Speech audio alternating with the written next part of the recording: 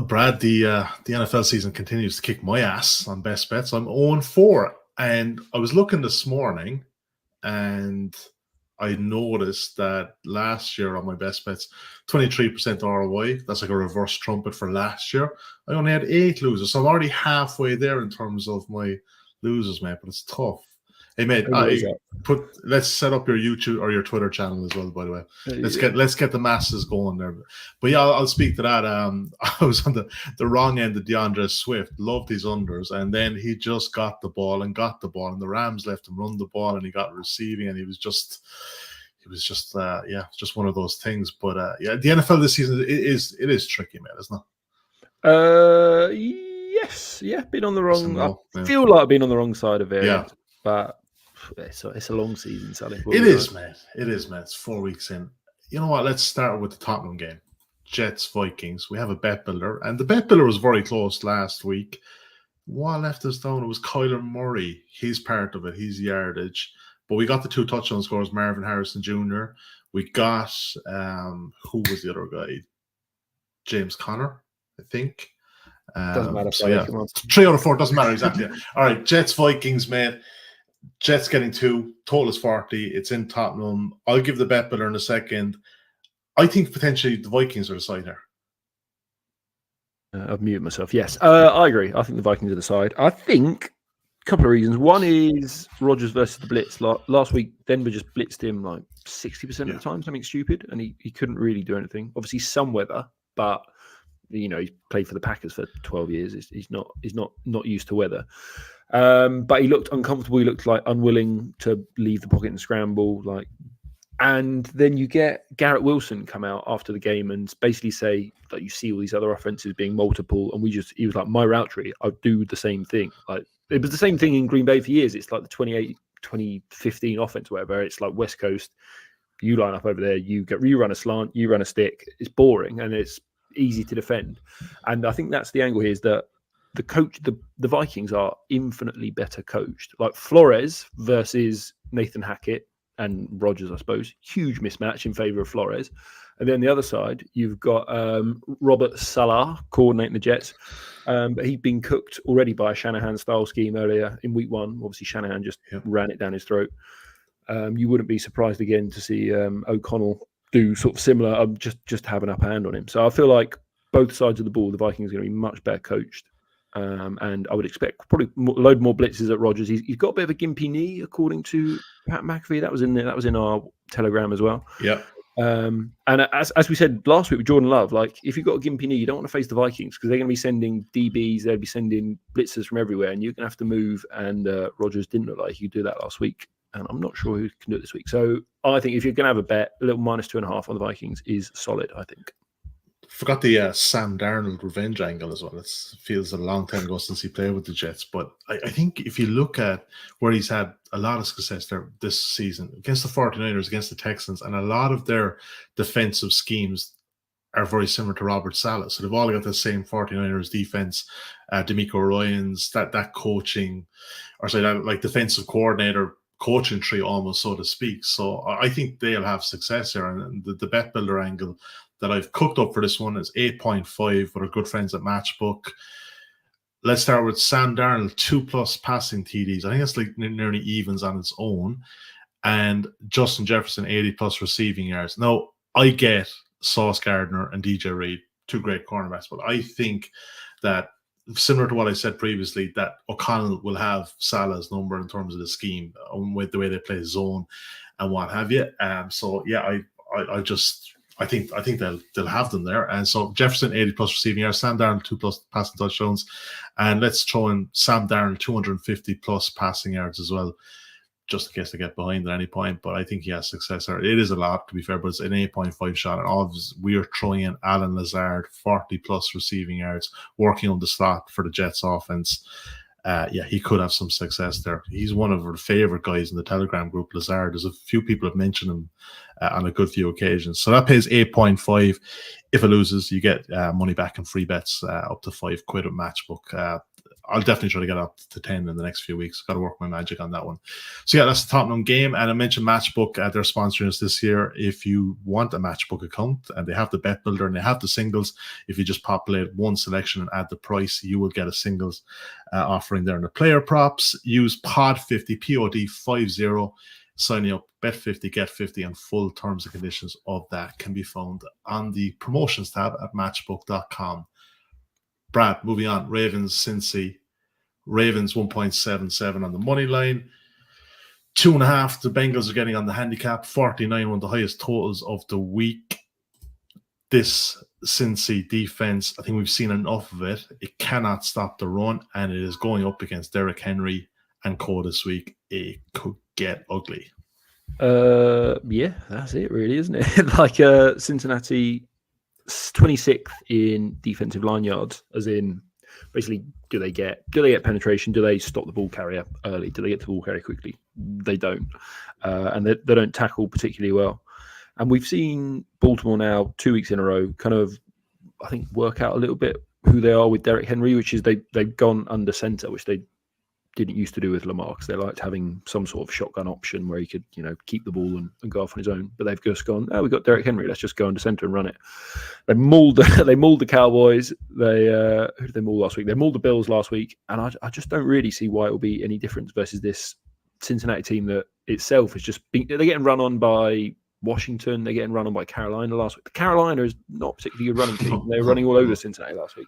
So that just feels like a massive mismatch. And then the other side of the ball. So Cincinnati, they've obviously been good. But again, the last 2 weeks, Washington, bottom 5 defense, and Carolina, bottom 5 defense. And then you look at the offensive-defensive line matchup, and it's a mismatch. According to our old pal Brandon Thorne, he thinks the Ravens are going to get pressure. So it feels to me like the Ravens are just going to control this game. They're going to force Burrow to throw, and ultimately he's not going to be that well protected. He's not a Josh Allen type who can just do it on his own. He does need support. He does need protection and stuff. And it doesn't. It feels like the Bengals are the sharp play. I've heard smart people going, a lot of they need it, like blah blah blah. But I think if you actually look at the matchups here, I think the Ravens are just going to control the game and put Burrow in a bad spot. True Media had this stat I saw during the week. The Bengals have a 48.6% success rate against the run, and no other team in the NFL is under 52%, which I thought was quite telling. You made the point, Chuba Hubbard and Miles Sanders had success last week, and they're hardly titans of the game in terms of the running back position. Angle here I want to look at is obviously Derrick Henry's rushing line, I think is like mid-80s when I looked at it this morning. But the other side of it is with Justice Hill getting a lot more looks and this commitment to the running game, he's going to get his opportunity, and it could be a case of, he could be they could be up, he could be running clock. So 15 plus rush yards appeal to me at 1.86. And also on the far side of that, 50 plus rush and receiving yards is at 6-4, 2.5 at Matchbook. Last week, and I'm not going to use this always the outlier, but he does get the dump off targets from Lamar. And he got 6 targets last week for 78 yards in a really positive game state, given they were ahead of the Bills a lot. And yeah, these ones it's just kind of jumped out at me. Not going to turn off anyone off Derrick Henry, because you're potentially looking at a 20-23 carry game at least for DH here in this one. But Hill is going to spot him at certain points, and 15 plus rush yards. You could get that on one run at 186. And like I said, just pairing it as well, not just a second bet actually, 50 plus rush and receiving yards at 2.5. So we're liking the Ravens to run all over this Cincinnati defense. All right, Matt, let's move on. Just got off the wire there. The Khalil Shakir is ruled out. I think he was a doubt anyway the last couple of inches, but even getting this early on a Friday is quite helpful for us. But the Bills team total, you like 23.5, and they're slight favorites here at 191 straight up, mate. Shakir not turning you off in any way? A little, yeah. He's it was mainly I think the Texans defense is overrated, where it seems like they have 2 good pass rushers, 1 good outside corner in Derek Stingley, and the rest of it is poor. So I've got some stats here which I stole off Charles McDonald over at Forvert. Texas, the Texans are 19th in EPA against intermediate passes, 21st against quick passes, and 22nd versus play action. And the Bills are first, and third in all those. So basically, can they stop quick passes to the middle of the field? No, they can't, and that is what the Bills have been doing all season. Now, Shakir is probably one of those targets, so that is a bit of an issue. I probably like it still. It's still Josh Allen and Dalton Kincaid. I assume can go over the middle as well. What do you think? You think this is a big issue? No, look, the reason I brought up Shakir was I was watching this during the week because his line, I would have thought it would have been more similar to last week when I backed it. It was like 50 plus, so that's why I was just keeping an eye on it. But he is getting the targets in that offense. But Keon Coleman is probably going to have a more advanced role. And like you said, I think this is a potentially Kincaid kind of game anyway, in terms of the weaknesses potentially in that Texan secondary. I like the Bills here as well, to be honest. If you wanted to take the foot off the pedal slightly, you could probably back them straight up at 10 to 11 or 191 as well. But yeah, you have the right to change, mate, just on the back of maybe slightly less offensive output, but still Josh Allen, still James Cook. I think that they could have plenty for them. Well, to add to that, we're just talking about the offenses. So we talk a lot about early down success rate, because third down performance has an outsized effect on ultimate production. So if you're really good on third down, you're going to stay on the field, you're going to look good, you're going to score points. But early down is a little bit more predictive. And this was a great stat from Nate Tice. And he had, since week one, Houston average 3rd and 10.1. So after penalties, they're losing yards on first and second down, whereas the Bills lead the entire league, I think, with average of 6 yards to go when they get to third down. So I think the Bills just been a much more sustainable. Basically, the Texans' offense is run it into the line on first and second down, and they can't do it for whatever reason. Like, I don't know, they're down to Cam Akers as their running back. The offensive line has been worse than expected. And then CJ Stroud on 3rd and 10, go and make a play. And it's just not that sustainable. It's not sustainable, no. The Bills have just been on schedule all year, obviously, except for last week where they got battered. But they got out of their sort of game plan and script quite early there, and there's just no way the Texans can run them out of the game like the Ravens did. So I think the Bills might match up okay in the secondary too versus Nico and Stephon Diggs. That's my kind of sense as well. And, coming off that big loss, so yeah, all right, yeah, don't mind that at all, mate. Colts, Jags. Colts 3-point dogs here, 192. There's no show like a Joe show. He's back, Joe Flacco. We obviously talked about Anthony Richardson in previous weeks, but you like the Colts +3. Is it definitely? So, yeah, no, actually, you know what? I got that wrong, actually. Even when I was saying it, I was like, that's not actually confirmed. Those player props are still off the line. But I had heard early in the week that he's more likely to be Flacco than Richardson. But yeah, look, I mean, you can steer me otherwise than that, mate. My apologies. I had in my head that we were getting Joe Flacco this week. Yeah, I got Jonathan Taylor out, which obviously not ideal. But last I heard, it was Richardson was likely to play. Okay, all right, okay. I don't think it matters hugely. I doubt. I don't think Flacco's a big drop off. He came in last week, ran the offense pretty well. He's probably more accurate than Richardson, obviously, at this point. Even if Richardson does play, he's likely to take on a linebacker and miss half the game anyway. So anyway, the main thing is that the this line says the Jags are better, right? And there's nothing we've seen this year that says that is true.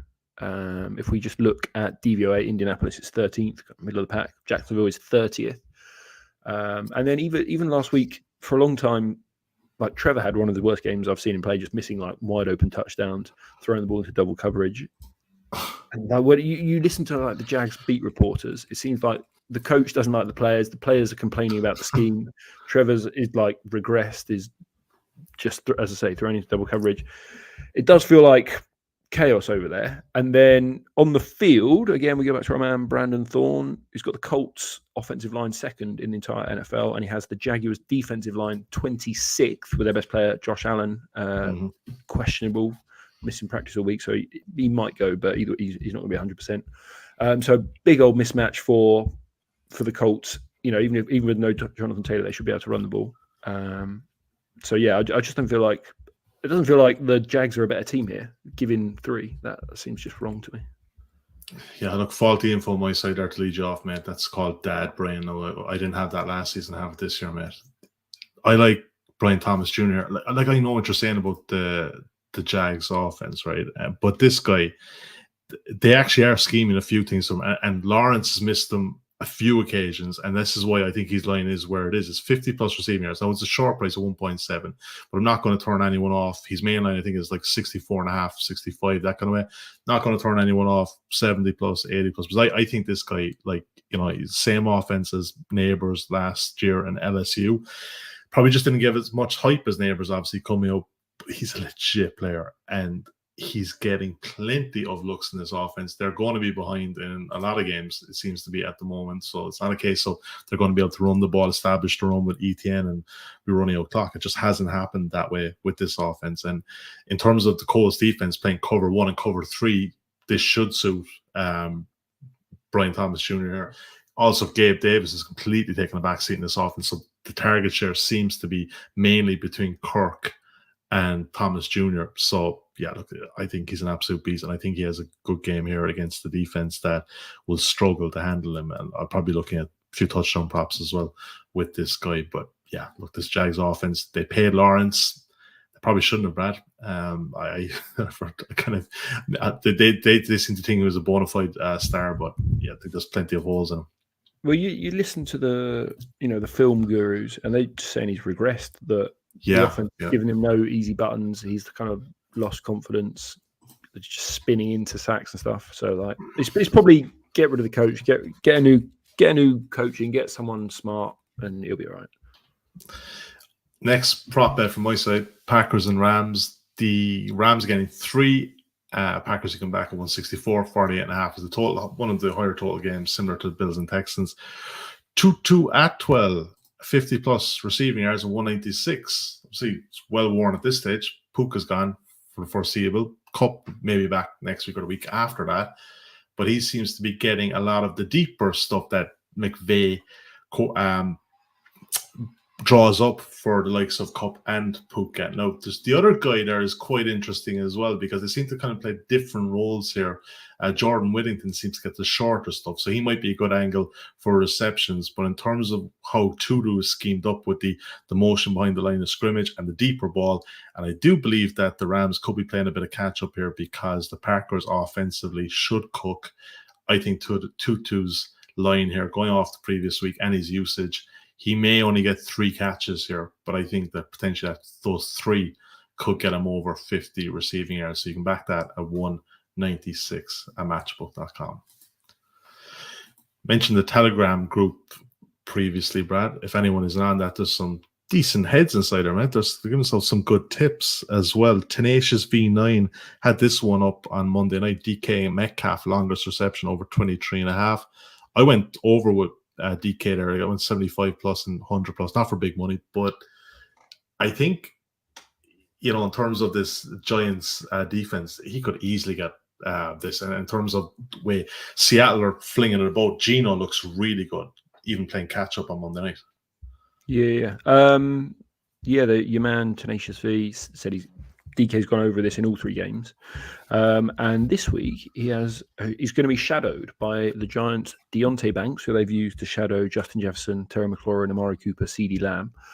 It's not gone particularly well for Mr. Banks. He's 92 out of 97 in PFF grade. He's getting targeted on a quarter of all coverage snaps, and the line here, as we say, 23.5 for the longest rec, and then 63.5 for receiving yards. Yeah. Just seem wrong, really. I don't know why that's not 75. Maybe that feels like a more appropriate line. Is it potentially with the rec yards anyway? Is it potentially that they get ahead and you see a whole lot of Walker and Sharp in it? Yeah, but they've got to get ahead, and they've got even if you're ahead, you throw for 3 quarters, don't you? Yeah. Like no team comes out after half time and takes third quarter just start running the ball. Like they are game plan specific, and maybe the Giants won't push them. So maybe the over 23.5 is better. You need one big play rather than an accumulation. and I do have more on the over 23.5. So yeah, maybe that's the better option. DK, yeah, I like it. I'm going to move on to another player prop in the Broncos Raiders, and it pains me sometimes to have to look at the Raiders, especially. I mean, the total is 35.5 here, for good reason that we get Gardner Minshew and Bo Nix and maybe potentially Hayden O'Connell. But the one I wanted to look at, Trey Tucker, 40 plus receiving yards at 2.0. So the way I kind of see this, similar to the Jets game last week, is that Pat Surtain Jr., no Devontae Adams, but I think he's more likely to pick up Jacoby Myers, and Tucker will go against the other cornerbacks in that defense even. And if you look at the last couple of weeks, teams have had success throwing away from Pat Surtain Jr. Alan Lazard springs to mind in terms of the Jets. Tyler Lockett, when they played them in Seattle, had a big game, and there was one other, I think, Chris Godwin as well for the Bucs. So they're staying away. The wide receiver one isn't getting much here, but Trey Tucker as well. He has that vertical element to his game, and they do seem to be working way more into the offense. And I think obviously with Devontae Adams looking for a trade currently, that we'll see more of Tucker and more of Myers the next couple of weeks, and potentially Brock Bowers might get it going as well. But Trey Tucker for me, 40 plus receiving yards. This is a low line in a game that, potentially they're playing catch up, but it is a low total game. I'm not going to be saying to anyone to play up the ladder, but this guy, he has that vertical element. They are working him into this offense a lot more, and he's a potentially high ceiling kind of player. Before we get to recap and all that jazz, mate, anything else on the board this week jumping out at you? No further business. No further business. That's fair enough, mate. I like it. There's some good games. I like the look of Cleveland and Washington as well. That Washington offense last week looked good. Jaden Daniels is, I think he's living up to the hype, man. That's a second pick. So let's recap what we have. Actually, let's just do Bet Builder of the Week. We'll just recap what we covered earlier. The Tottenham game. This is slightly Vikings related. We like the Vikings in this one. Sam Darnold, 2+ passing touchdowns. Sam Darnold, 250 plus passing yards. Justin Jefferson will be a big focus of that, 80 plus receiving yards going up against Sauce or DJ Reed. Alan Lazard there from the Jets side, 40 plus receiving yards, working out the slot against that Vikings defense. That's 8.5. You can back that at matchbook.com and you get money back up to £5 and free bets if that loses. Bet recap. Brad likes the Ravens money line. I like Justice Hill in the same game, 15 plus rush yards, and separate bet 50 plus rush and receiving yards at 2.5. Brad likes Bills team total over 23.5. Brad also likes the Colts +3 at 192. I like Brian Thomas Jr. 50 plus receiving yards, would not turn anyone off playing that on the ladder going up against the Colts cover 1 and cover 3 defense. Also like Tutu Atwell, the Rams wide receiver, 50 plus receiving yards at 196. Brad likes DK Metcalf, longest reception over 23.5 at 191. Shout out to the Tenacious V9 on the Telegram group. I like Trey Tucker, the Raiders, probably second wide receiver now, 40 plus receiving yards at 2.0. Brad, best bet of the week, mate, to get to your third winner of the season on best bets. Let's do DK Metcalf. Longest over 23.5. Lovely stuff. And I need to get off the schneid here. Brian Thomas Jr., 50 plus receiving yards at 1.7. Being a bit conservative with that one, but you just need the winners when you need them. All right, Brad, good man. If you're enjoying this podcast out there, please leave us a favorite review, subscribe, do all that, Jeff. Click the thumbs up, all that kind of crack. We also are on YouTube and on Telegram group as well. Leave those notes in the bios. Best of luck with your week 5 bets, and we'll chat to you soon.